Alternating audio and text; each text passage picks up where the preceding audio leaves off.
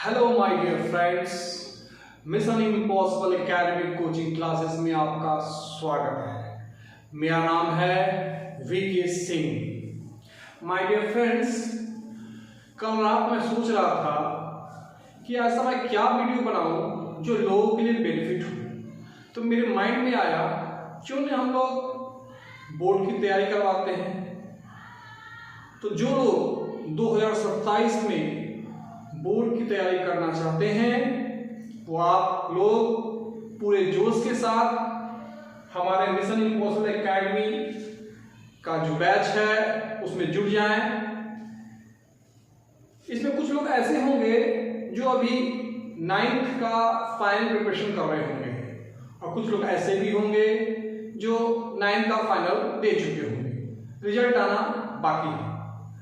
तो ये उन लोगों के सबके लिए है।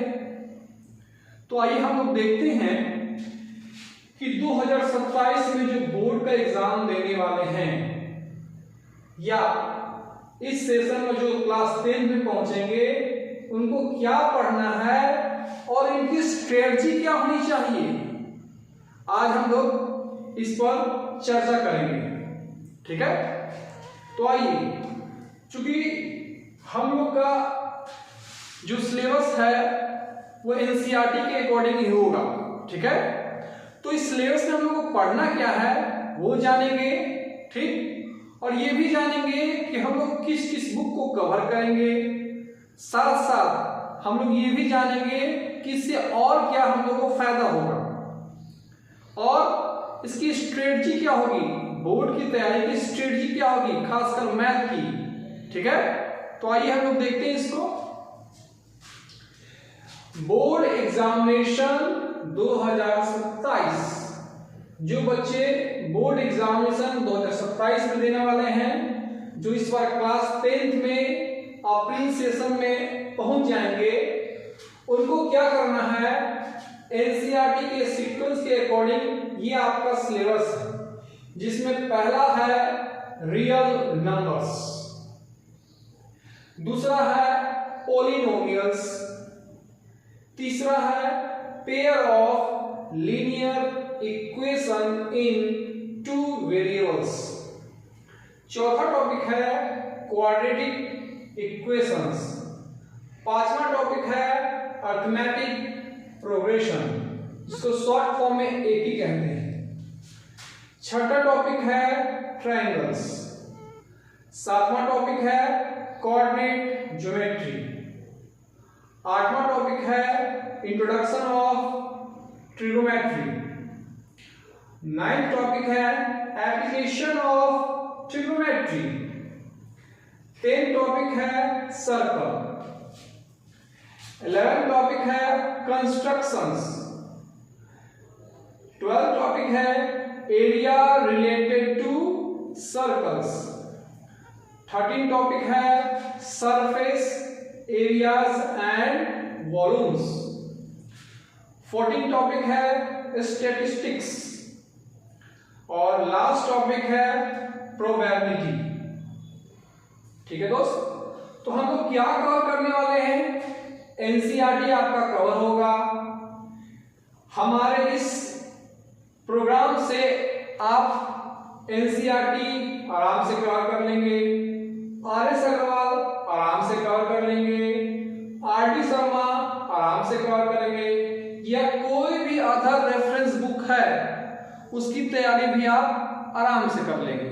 ठीक है, और साथ ही साथ जो बच्चे एनटीएसी यानी ओलंपियाड की तैयारी करना चाहते हैं वो भी इस कोर्स को कर सकते हैं, जो आपके लिए बिल्कुल फ्री ऑफ कॉस्ट है, आपका कोई चार्ज नहीं देना होगा। ठीक है, एनटीएसी एक एग्जाम होता है जिसका फुल फॉर्म है नेशनल टैलेंट सर्च एग्जामिनेशन। ठीक है, और आपकी स्ट्रेटजी क्या होगी ताकि आपका मैथ्स 100 आउट ऑफ 100 होगा।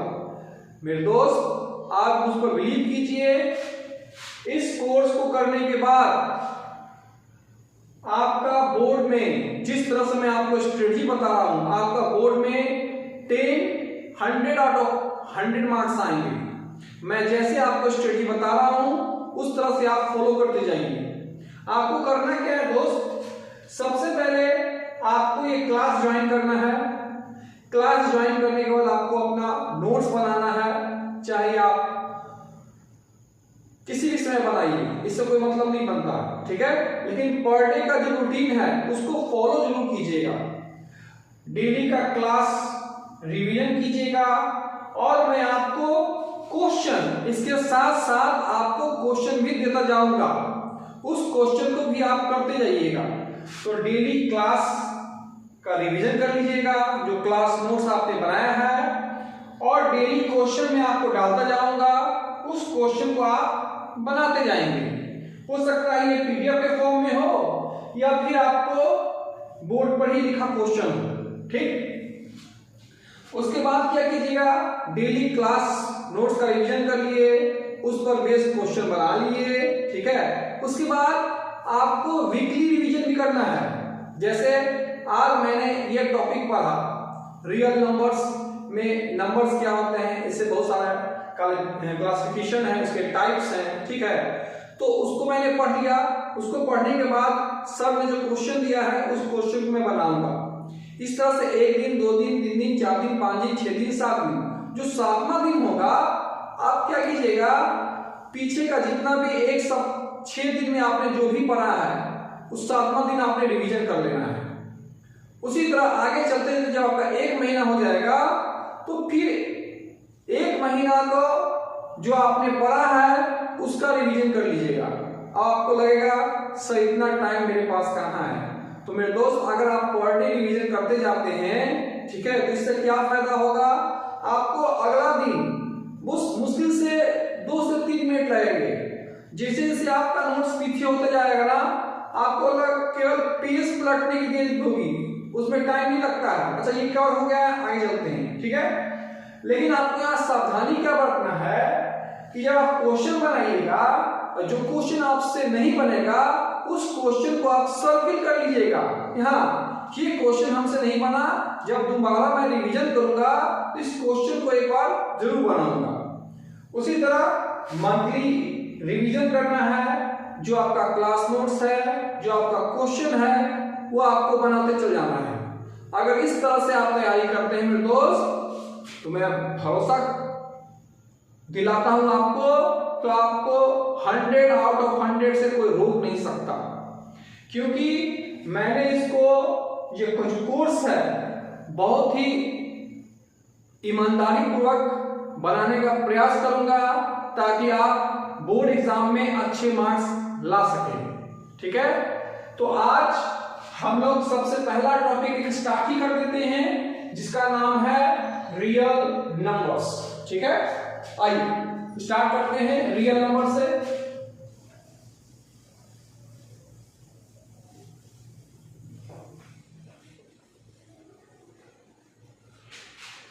तो आप लोग बताइएगा कमेंट में कि रियल नंबर्स होते क्या हैं, और रियल नंबर्स को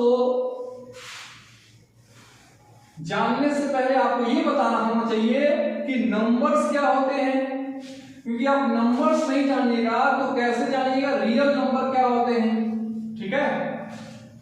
तो आपको सबसे पहले नंबर को जानने से पहले आपको जानना होगा, रियल नंबर को जानने से पहले आपको जानना होगा कि नंबर्स क्या होते हैं, ठीक है। नंबर्स क्या होते हैं, तो आप कमेंट में इसका आंसर दीजिए। आपका जो भी डाउट है मैं उस डाउट को लेते चल जाऊंगा, ठीक है।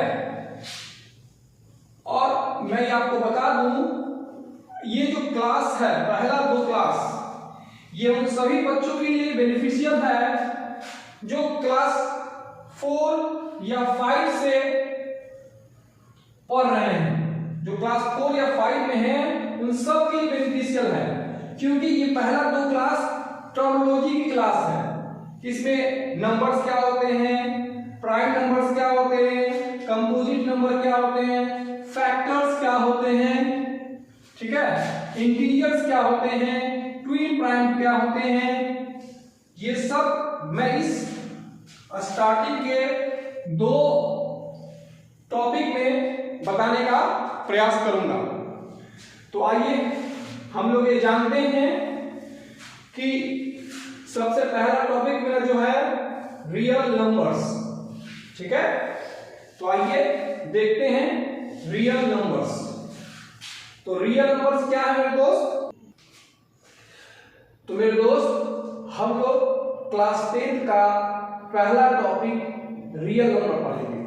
तो रियल नंबर को पढ़ने से पहले आपको ये जानना होगा कि नंबर क्या है। तो बताइए नंबर क्या है। तो मेरे दोस्त आपको अगर इसका आंसर होगा तो आप कमेंट में इसका आंसर दे दीजिएगा। तो आपको बता दें ये नंबर क्या है। रियल नंबर को जानने से पहले आपको ये जानना होगा कि ये नंबर क्या है।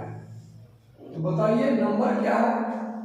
तो नंबर मेरे दोस्त एक ऐसा अर्थमेटिक वैल्यू है जो किसी भी क्वांटिटी को रिप्रेजेंट करने के लिए किया जाता है। एक ऐसा अर्थमेटिक वैल्यू जिसका उपयोग किसी भी क्वांटिटी को रिप्रेजेंट करने के लिए किया जाता है, उसी को हम लोग क्या कहते हैं? नंबर। तो आइए इस डेफिनेशन को हम लोग लिख लेते हैं कि डेफिनेशन में नंबर क्या है।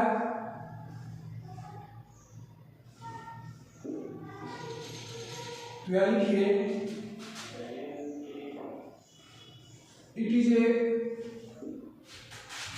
N arithmetic value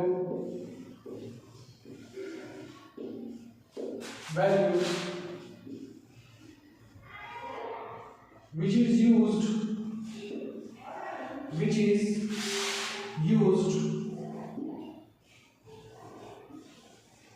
to represent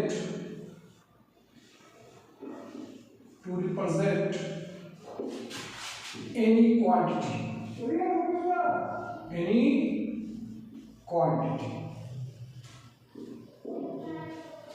इसका मतलब क्या है? यह एक ऐसा अरिथमेटिक वैल्यू है जिसका उपयोग हम लोग क्वांटिटी को रिप्रेजेंट करने के लिए किया जाता है। तो आपके मन में सवाल होगा, सर ये अरिथमेटिक वैल्यू क्या है? नंबर एक, और दूसरा क्वांटिटी क्या है? तो मैं आपको एक एग्जांपल के थ्रू समझाने का प्रयास करता हूं। अगर आप मार्केट में जाते हैं तो क्या बोलते हैं?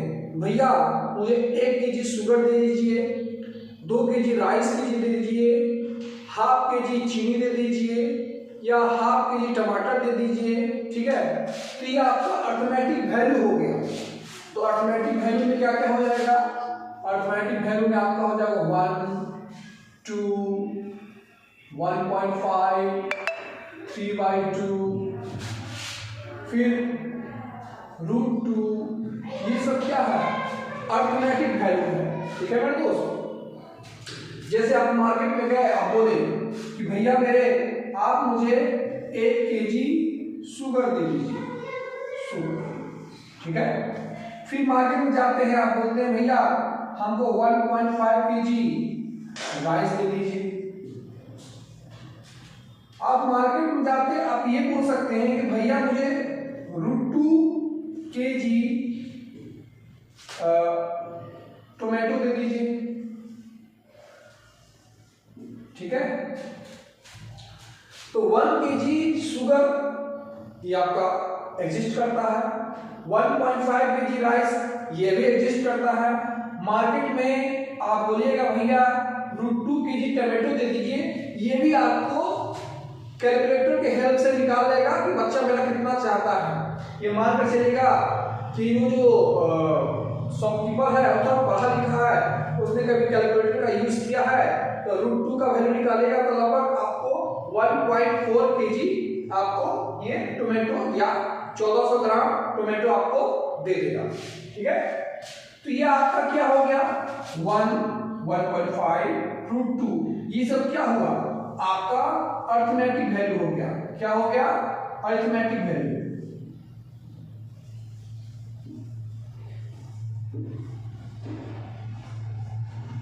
ठीक है। और ये 1, 1.5 और √2 ये किसको रिप्रेजेंट कर रहा है? शुगर को, राइस को और टोमेटो को रिप्रेजेंट कर रहा है। यानी 1, 1.5 और √2 इस तीनों को रिप्रेजेंट कर रहा है। अगर इसमें से ये हटा दे तो आप मार्केट में बोल सकते हैं भैया हमको शुगर दे दीजिए, नहीं बोल सकते।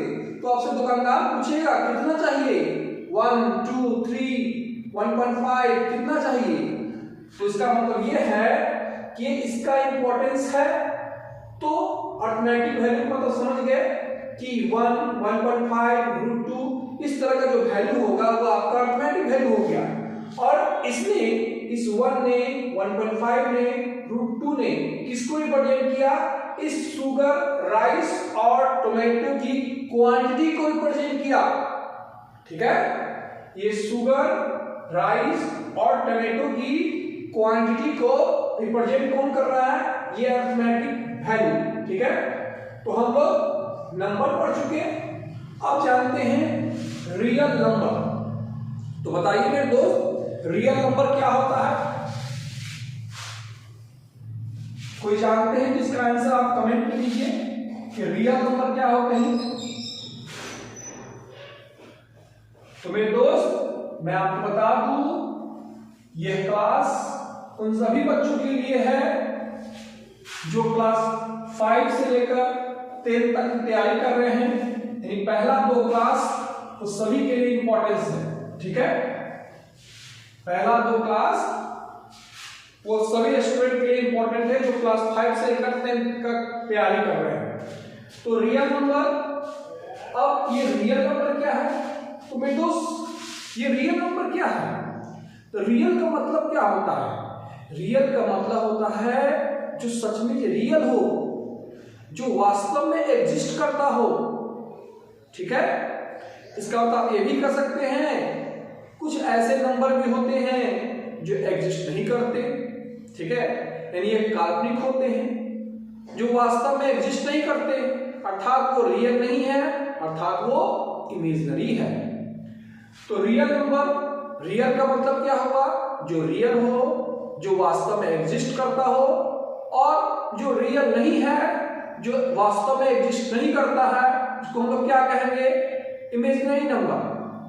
आप इस इमेजिनरी नंबर की क्लास जब आप 11th में जाएंगे तो आपको टीचर्स पढ़ाएंगे। तो रियल नंबर का डेफिनेशन अगर हम लिखना चाहे कि रियल नंबर का डेफिनेशन क्या होगा, तो इसको लिख सकते हैं,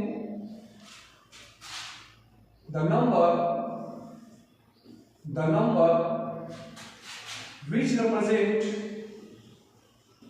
which represent actual physical quantity, actual physical quantity।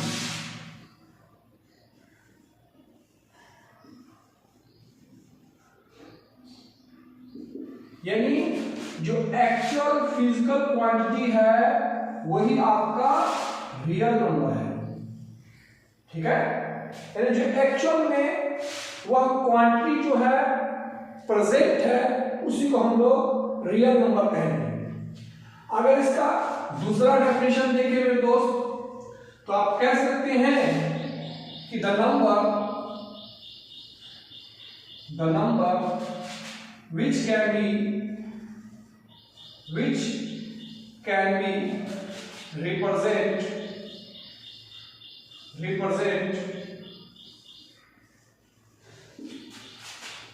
on a number line, on a number line।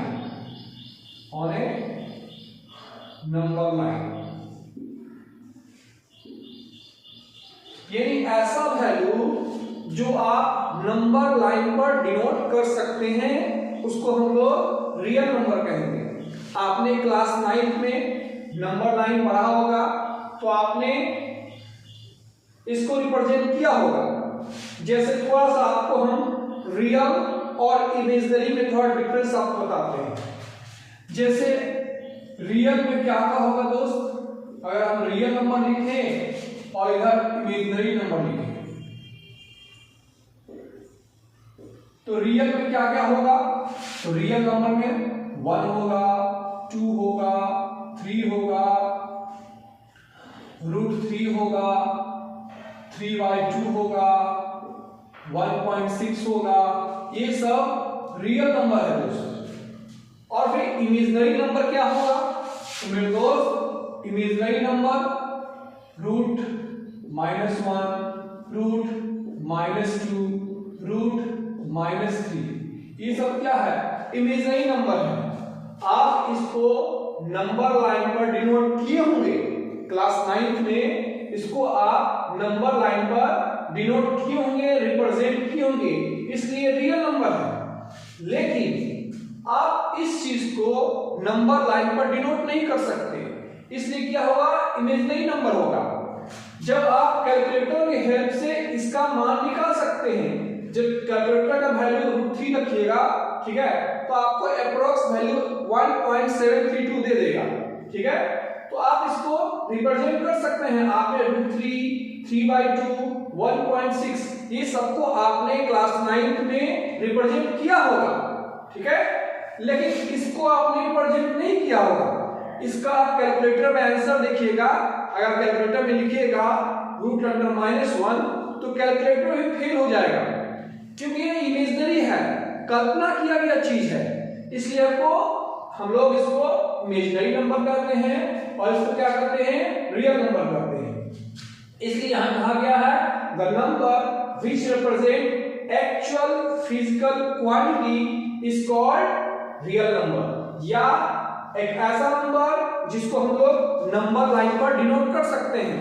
आपने क्लास 9 में इस तरह से नंबर लाइन पर डिनोट किया होगा। सपोज दैट आपका 3 है, इसको नंबर लाइन पर डिनोट करने के लिए क्या किया था आपने? 0, 1, 2, 3, ठीक है। तो आपने क्या किया होगा? इसको डिनोट ऐसे किया होगा कि 3 क्या है? नंबर लाइन पर डिनोट हो गया होगा। तो मेरे दोस्त अब आगे हम लोग पढ़ेंगे कि नंबर में टाइप्स ऑफ नंबर क्या है। टाइप्स ऑफ नंबर या क्लासिफिकेशन ऑफ नंबर, क्लासिफिकेशन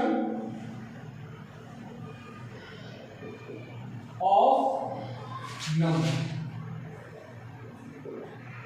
या उसको बोल सकते हैं टाइप्स ऑफ नंबर।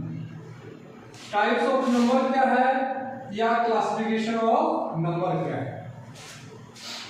देखिए, टाइप्स ऑफ नंबर या क्लासिफिकेशन ऑफ नंबर में पहला है आपका नेचुरल नंबर।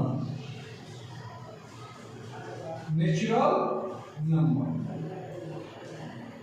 दूसरा, और इसको कैपिटल एन से डिनोट करते हैं। किससे करते हैं? कैपिटल एन से। दूसरा क्या हो गया दोस्त? दूसरा हो गया आपका होल नंबर। क्या हो गया? Whole number. और होल नंबर को हम लोग कैपिटल डब्ल्यू से डिनोट करते हैं। तीसरा क्या हो गया दोस्त? तीसरा हो गया मेरा इंटीजर। क्या हो गया? इंटीजर, जिसको हम लोग आई से, कैपिटल आई से या फिर कैपिटल जेड से डिनोट करते हैं। चौथा क्या हुआ दोस्त? चौथा हो गया आपका रेशनल नंबर। क्या हुआ? Rational number. रेशनल नंबर को हम लोग क्यू से डिनोट करते हैं, ठीक है। और पांचवा हो गया इरेशनल नंबर। इरेशनल नंबर, जिसको हम लोग क्यू डैश या क्यू माइनस से डिनोट करते हैं, ठीक है। अगर हम नेचुरल नंबर की बात करें तो नेचुरल नंबर ही दो प्रकार के होते हैं। पहला प्राइम नंबर, प्राइम नंबर, और दूसरा कंपोजिट नंबर, कंपोजिट नंबर, ठीक है। अब हम लोग सबसे पहले पढ़ेंगे नेचुरल नंबर कि नेचुरल नंबर क्या है। तो आइए जानते हैं नेचुरल नंबर के बारे में, ठीक है। तो हेडिंग में लिखिए नेचुरल नंबर।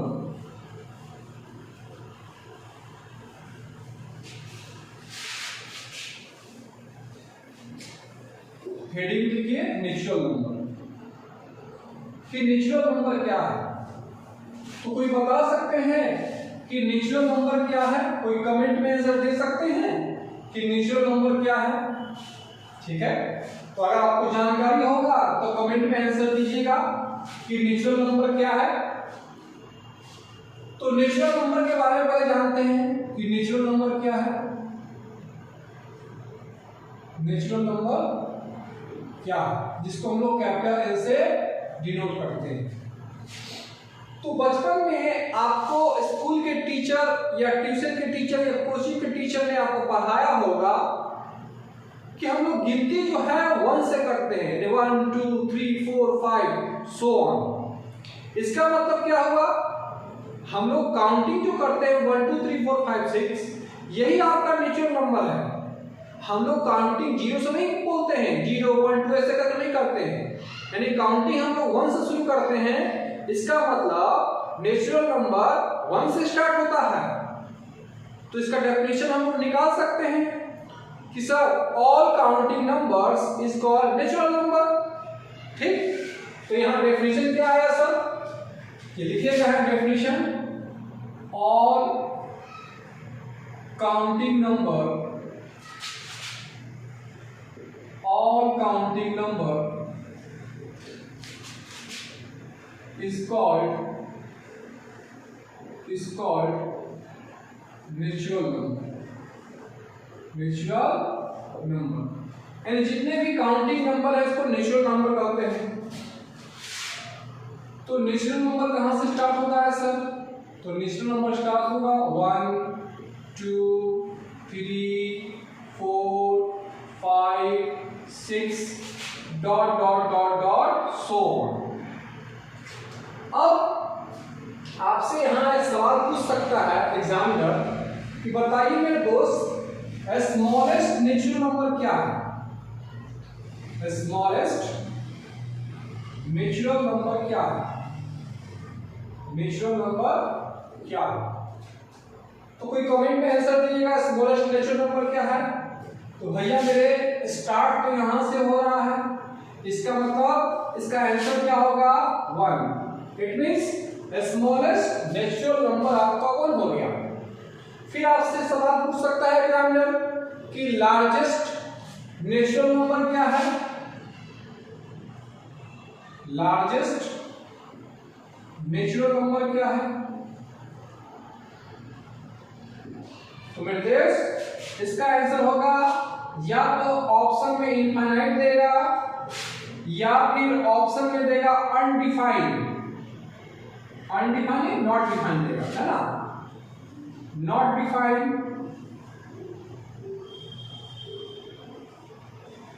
या फिर ऑप्शन में दे सकता है can not be determined. Can not be determined मतलब ज्ञात नहीं किया जा सकता। मतलब आप लार्जेस्ट नेचुरल नंबर को ज्ञात नहीं कर सकते हैं, डिफाइन नहीं कर सकते हैं। मतलब आपका लार्जेस्ट नेचुरल नंबर अनंत होता है, इनफाइनाइट होता है। ठीक है, अब नेचुरल नंबर पढ़ लिए। अब चलते हैं प्राइम नंबर, क्योंकि प्राइम नंबर और कंपोजिट नंबर नेचुरल नंबर का ही पार्ट है। ठीक है, तो चलते हैं प्राइम नंबर और कंपोजिट नंबर जो आपका नेचुरल नंबर का ही पार्ट है। ठीक है, तो पहला है प्राइम नंबर। पहला क्या है? Prime number. मेरे दोस्त, मैं ये जो 10th का फर्स्ट 2 क्लास ये उन सभी स्टूडेंट के लिए बेनिफिशियल होगा जो क्लास 5 से पढ़ रहे हैं। मतलब क्लास 5 से लेकर 10 तक स्टार्टिंग का 2 चैप्टर ये सबके बेनिफिशियल है, क्योंकि ये क्लास 5 में भी थोड़ा बहुत डेफिनेशन जो है पढ़ना पड़ता है। अगर आप थोड़ा सा इसको डीप में पढ़ लीजिएगा तो आपको और बेनिफिशियल होगा कि जब आप स्कूल में जाइएगा तो आपको मिलेगा कि हाँ ये चीज मैं पहले से जानता हूँ। ठीक है, तो आप अभी ही पढ़ लीजिएगा क्लास 5, 6, 7, 8, 9, 10 जो भी स्टूडेंट है तो उनको लगेगा कि हाँ थोड़ा सा अच्छा लग रहा है पढ़ने में, जो आपको टीचर पढ़ाएंगे स्कूल में। तो पहला 2 क्लास सभी स्टूडेंट के लिए है, लेकिन उसके बाद का जो क्लास होगा, ठीक है, मतलब जो भी टर्मिनोलॉजी आपको बताई जाएगी उस टर्मिनोलॉजी को क्लास 5 से लेकर 10 तक सही बच्चे पढ़ सकते हैं, लेकिन रियल नंबर एक्चुअल में क्लास 10 के स्टूडेंट को पढ़ना है। तो पहला 2 क्लास या 3 क्लास जो भी हो, जो टर्मिनोलॉजी हो उसको आप सभी आप पढ़ सकते हैं। तो आइए देखते हैं प्राइम नंबर क्या है। तो प्राइम नंबर क्या है मेरे दोस्त? तो प्राइम नंबर क्या है बताइए, कोई बता सकते हैं प्राइम नंबर क्या है? तो प्राइम नंबर होता है कि ऐसा नेचुरल नंबर जो 1 से बड़ा हो और साथ ही साथ 1 से और खुद से कटे, उसको ही हम लोग प्राइम नंबर करते हैं। यानी नेचुरल नंबर जो 1 से बड़ी हो, यानी natural number greater than 1 which have only 2 factors, that is 1 and itself is called prime number। तो इसी चीज को हम लोग लिख लेते हैं कि प्राइम नंबर क्या है। तो यहां लिखिए natural number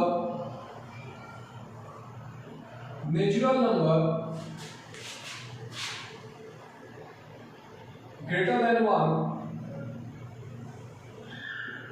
than 1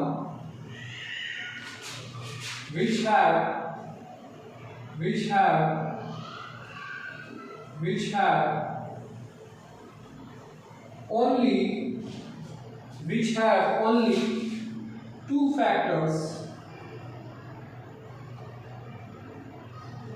2 factors, that is 1 and itself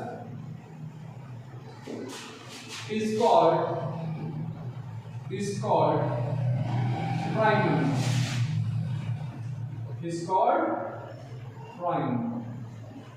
अब इसका एग्जांपल थोड़ा देख लेते हैं। मैं आपसे ये पूछूं कि 1 क्या प्राइम नंबर है? तो आपने 2 कंडीशन देखा, प्राइम नंबर के लिए 2 कंडीशन, यानी ग्रेटर देन 1 होना चाहिए पहला कंडीशन, और दूसरा कंडीशन केवल और केवल 2 फैक्टर होता है। थोड़ा बहुत आपको फैक्टर्स के बारे में समझने में थोड़ा तकलीफ हुई होगी कि फैक्टर्स क्या है। तो इस एग्जांपल को जानने से पहले हम लोग जान लेते हैं कि फैक्टर्स क्या है। तो फैक्टर में दोस्त उसको कहते हैं, यानी अगर कोई नंबर है उस नंबर को जो नंबर काट दे, तो जो काटने वाला नंबर होगा वही उसका फैक्टर होगा। जैसे एग्जांपल के लिए मान लिया जाए मैं आपसे ये पूछता हूं कि ये जो 6 है 6, ये किस किस नंबर से कटता है? तो आप बोलेंगे सर 1 से कटता है, सर 2 से कटता है, सर 3 से कटता है, सर 6 से कटता है। तो 6 को काटने वाला कौन सा नंबर है? 1 है, 2 है, 3 है, 6 है।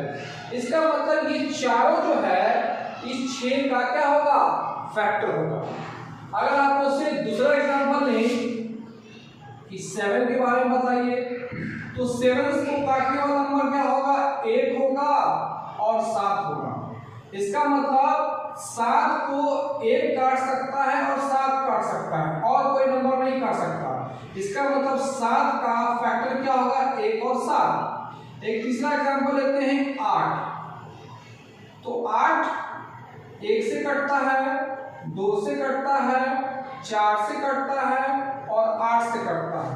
इसका मतलब 8 का फैक्टर्स क्या होगा? 1 2 4 8, यानी ये चारों जो होगा 8 का फैक्टर्स होगा। तो मैं उम्मीद करता हूं फैक्टर आपको समझ में आ गया होगा। अब चलते हैं प्राइम नंबर का एग्जांपल, कि प्राइम नंबर का एग्जांपल क्या होगा। ठीक है। तो प्राइम नंबर का अगर एग्जांपल की बात करें, प्राइम नंबर की एग्जांपल की बात करें तो अगर हम बोले 1, ठीक, तो आप समझ गए प्राइम नंबर का दो कंडीशन, एक से बड़ा होना चाहिए और इसका केवल और केवल दो फैक्टर होना चाहिए, जो एक से कटे और खुद से कटे, ठीक। तो हम पहला लेते हैं 1, तो पहला कंडीशन क्या, सर ग्रेटर देन 1 होना चाहिए। तो क्या ये 1 एक से बड़ा है? नहीं सर, एक और एक तो बराबर ही होता है, ये तो नहीं होगा। अब दूसरा लेते हैं 2, क्या यह एक से बड़ा है? हाँ सर, पहला कंडीशन तो फुलफिल हो गया कि एक से बड़ा है। अब दूसरा कंडीशन है इसका केवल और केवल दो फैक्टर होना चाहिए, दैट इज 1 और इटसेल्फ। ये देखिए क्या एक से कटता है? हाँ सर, एक से कटता है। क्या यह खुद से कटता है? हाँ सर, खुद से कटता है। और किसी नंबर से कट रहा है? नहीं सर। इसका मतलब ये क्या हो गया? प्राइम नंबर हो गया। अगर हम 3 की बात करें तो क्या ये एक से बड़ा है? हाँ सर, एक से बड़ा है। क्या ये एक से कटता है? हाँ सर, एक से कटता है। और 3 से कटता है, इसका मतलब खुद से कटता है। और किसी नंबर से कटता है? नहीं सर, ये नहीं कटता है। इसका मतलब ये भी प्राइम नंबर हो गया। अगर हम 4 की बात करें, क्या 1 से कटता है? हाँ सर, 1 से कटता है। क्या 2 से कटता है? हाँ सर, 2 से भी कटता है। क्या 4 से कटता है? हाँ सर, 4 से भी कटता है। इसका मतलब ये तो 1 से भी कट रहा है, 2 से भी कट रहा है, 4 से भी कट रहा है। तो पहला कंडीशन क्या कहता था सर? 1 से बड़ा होना चाहिए। तो पहला कंडीशन तो फुलफिल हो गया कि 4 जो है 1 से बड़ा है। लेकिन दूसरा कंडीशन फुलफिल नहीं किया। क्यों? क्योंकि यह बोल रहा है केवल और केवल दो फैक्टर होना चाहिए। तो केवल और केवल दो फैक्टर, इट मींस 1 और इटसेल्फ। तो 1 तो ये है और इटसेल्फ ये खुद है, तो ये 2 से भी तो कट रहा है। इसका मतलब ये प्राइम नंबर नहीं होगा। अगर हम 5 की बात करें तो क्या 1 से बड़ा है? हाँ सर, 1 से बड़ा है। क्या 1 से कट रहा है? हाँ सर, 1 से कट रहा है। और कोई नंबर से कट रहा है? हाँ सर, 5 से कट रहा है, मतलब इटसेल्फ से कट रहा है, खुद से कट रहा है। और किसी नंबर से नहीं कट रहा है ना, इसका मतलब ये भी प्राइम नंबर होगा। एक और एग्जांपल लेते हैं 8, 6 ले लेते हैं 6। क्या 1 से कट रहा है? हाँ सर, 1 से कट रहा है, 2 से भी कट रहा है, 3 से भी कट रहा है, 6 से भी कट रहा है। क्या 1 से बड़ा है? हाँ सर, 1 से बड़ा है। तो इसमें 1 से और खुद से के अलावा भी तो और कोई नंबर से कट रहा है ना, इसका मतलब ये प्राइम नंबर नहीं है। अब अगर हम प्राइम नंबर को निकालें तो प्राइम नंबर क्या क्या होगा फिर? तो प्राइम नंबर होगा मेरे दोस्त, क्या होगा सर? तो पहला 2 होगा, 3 होगा, 5 होगा, 7 होगा, 11 होगा, 13 होगा, 17 होगा, 19 होगा, ठीक है, 23 होगा। इसी तरह से चलता चला जाएगा। तो आपसे एग्जामिनर कोई क्वेश्चन पूछेगा यहीं से कि बताइए स्मॉलेस्ट प्राइम नंबर क्या है सर? स्मॉलेस्ट प्राइम नंबर क्या है सर? तो आप बोलिएगा सर स्मॉलेस्ट प्राइम नंबर तो 2 ही होगा। तो स्मॉलेस्ट प्राइम नंबर 2 होगा। फिर से आपसे एग्जामिनर सवाल पूछ सकता है कि बताइए प्राइम नंबर में ऐसा नंबर जो केवल एक ही नंबर है जो इवन है, तो पूछ सकता है ओनली इवन प्राइम नंबर क्या होगा?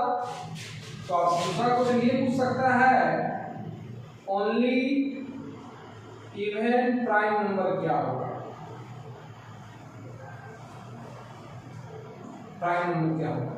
यानी केवल और केवल एक प्राइम नंबर जो इवन हो। तो सर यही एक ऐसा नंबर है जो केवल और केवल इवन है, और कोई ऐसा नंबर नहीं है प्राइम नंबर में जो इवन हो। 2 को छोड़कर और कोई नंबर आपको मिलेगा ही नहीं जो इवन है। फिर तीसरा तीसरा क्वेश्चन पूछ सकता है कि बताइए सर लार्जेस्ट प्राइम नंबर क्या है, लार्जेस्ट प्राइम नंबर क्या है। तो लार्जेस्ट प्राइम नंबर क्या होगा दोस्त, तो यहां भी आपका आंसर या तो इनफाइनाइट होगा या फिर नॉट डिफाइंड होगा या फिर बोल सकते हैं कैन नॉट बी डिटरमाइन होगा, यानी कांट बी डिटरमाइन हो जाएगा।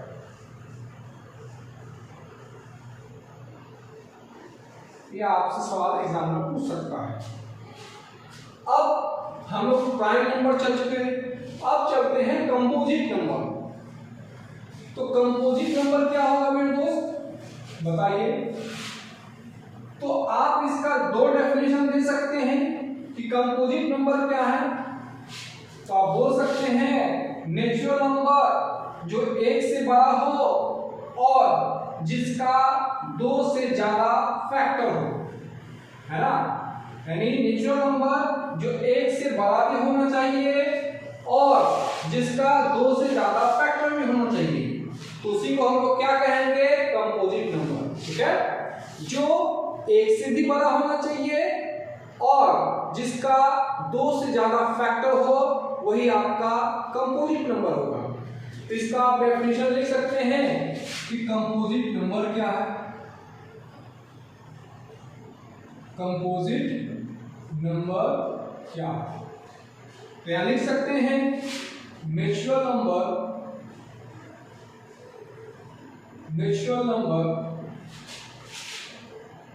greater than 1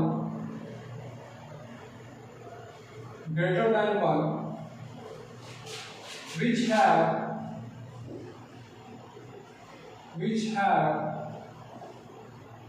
more than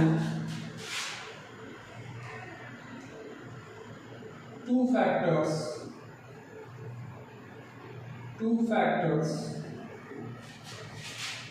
is called composite number.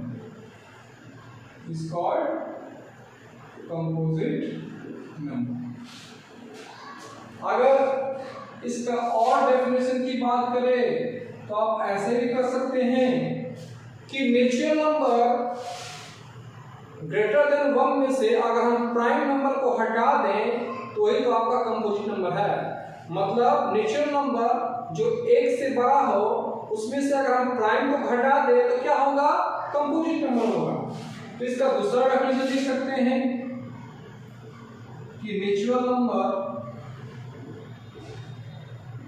जो एक से बड़ा हो उसमें से अगर हम प्राइम नंबर को घटा दें तो ही आपका क्या हो जाएगा, कंपोजिट नंबर हो जाएगा। अब नेचुरल नंबर जो एक से बड़ा हो तो एक से बड़ा क्या होगा, 2 3 4 5 6 7 8 9 10 11 12 ऐसे करके जाएगा डॉट डॉट। उसमें से हमको घटाना है प्राइम नंबर, तो अभी आपको प्राइम नंबर बताया कि प्राइम नंबर क्या होगा सर, 2 होगा, 3 होगा, 5 होगा, 7 होगा, 11 होगा, 13 होगा, 17 होगा। ठीक है, अब इसमें से घटाते चलिए और इसको लिख लीजिए डॉट डॉट में, 12 के बाद और लिख लीजिए 13 14 15 16 17। ठीक है, अब यहां से नेचुरल नंबर जो एक से बड़ी हो तो ये हो गया नंबर। ठीक है, और प्राइम नंबर क्या हो गया, ये सब प्राइम नंबर हो गया। इसका मतलब अब इसको काटिए तो पहले सर 2 कट रहा है सर, 2 कट रहा है, 3 कट रहा है सर, 3 कट रहा है सर, 5 कट रहा है सर, 5 कट रहा है सर, 7 कट रहा है सर, 7 कट रहा है, 11 कट रहा है, 11 कट रहा है, 13 कट रहा है, 13 कट रहा है, 17 कट रहा है, 17 कट रहा है। अब इसमें से बचा क्या मेरे दोस्त, सर 4 बचा, 6 बचा, 8 बचा, 9 बचा, 10 बचा, 12 बचा, 14 बचा, 15, 16। ये बचा गया, बचा मेरा 4, 6, 8, 9, 10, 12, 14, 16। यही आपका क्या हो जाएगा, कंपोजिट नंबर हो जाएगा। क्या हो जाएगा, कंपोजिट नंबर। इसका और प्रूफ देख लेते हैं। अगर हम 4 की बात करें तो सर 1 से बड़ा है, पहला कंडीशन। 2 से ज्यादा फैक्टर होना चाहिए, तो सर 1 से भी कट रहा है, 2 से भी कट रहा है, 4 से भी कट रहा है, इसका मतलब ये कंपोजिट नंबर होगा। अगर हम 6 की बात करें तो सर 1 से कट रहा है, 2 से कट रहा है, 3 से कट रहा है, 6 से भी कट रहा है और 1 से बड़े भी है, ये भी कंपोजिट नंबर होगा। अगर हम 8 की बात करें तो सर 1 से भी कट रहा है, 2 से भी कट रहा है, 4 से भी कट रहा है, 8 से भी कट रहा है और 1 से बड़ी भी है, ये भी कंपोजिट नंबर होगा। तो अगर कंपोजिट नंबर को हम देखें, कंपोजिट नंबर को अगर हम देखें तो कंपोजिट नंबर क्या होगा मेरे दोस्त, कंपोजिट नंबर होगा आपका 4, 6, 8, 9, 10, 12, 14, 16 डॉट डॉट डॉट। फिर एग्जाम्पल आपसे क्वेश्चन पूछेगा कि बताइए स्मॉलेस्ट कंपोजिट नंबर क्या है। तो कंपोजिट नंबर तो यहीं से स्टार्ट हो रहा है, यहाँ से पहला एग्जाम्पल है, पूछ सकता है एग्जाम में कि स्मॉलेस्ट कंपोजिट नंबर क्या है। कंपोजिट नंबर क्या है, तो पहला होगा क्वेश्चन का आंसर 4। फिर आपसे पूछ सकता है लार्जेस्ट कंपोजिट नंबर क्या है, लार्जेस्ट कंपोजिट नंबर क्या है। तो फिर आपके पास वही आंसर होगा, या तो इनफाइनाइट होगा, या फिर नॉट डिफाइन होगा, या फिर कैन नॉट बी डिटरमाइन होगा। क्या होगा, can't be determine, can't be determine. यही 3 आंसर होगा। आपको जो भी ऑप्शन मिलेगा मार्क करते जाइएगा कि लार्जेस्ट कंपोजिट नंबर या तो इनफाइनाइट होगा, या फिर नॉट डिफाइन, मतलब डिफाइन नहीं कर सकते, या कैन नॉट बी डिटरमाइन, आप ज्ञात नहीं कर सकते, यही हो सकता है। फिर आपसे सवाल एग्जाम में यहाँ और पूछ सकता है, क्या पूछ सकता है कि बताइए मेरे दोस्त कि स्मॉलेस्ट जो है ऑड नंबर क्या है, स्मॉलेस्ट ऑड कंपोजिट नंबर बताइए, ऑड कंपोजिट नंबर।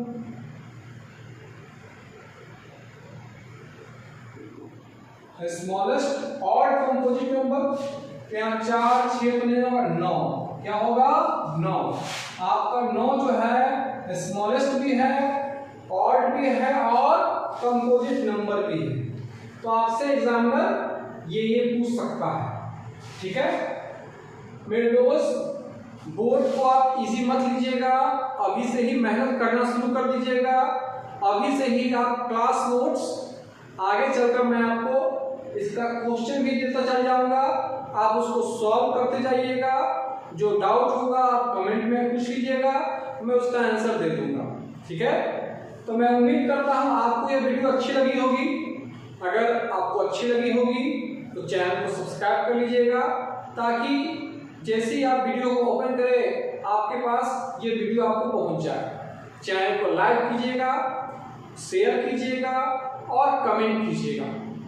थोड़ा अच्छे कमेंट कर दीजिएगा ताकि हमको भी मोटिवेशन मिले। लाइक कर दीजिएगा ताकि मेरा भी मोटिवेशन मिले और मैं आपको अच्छे नॉलेज को देता जाऊं, क्योंकि मेरा जो 11 साल का अनुभव है पढ़ाने का वो आपको दे सकूं। तो मैं उम्मीद करता हूं आपको ये वीडियो अच्छी लगी होगी। तब तक फिर मिलते हैं हम लोग, जब तक जय श्री राम।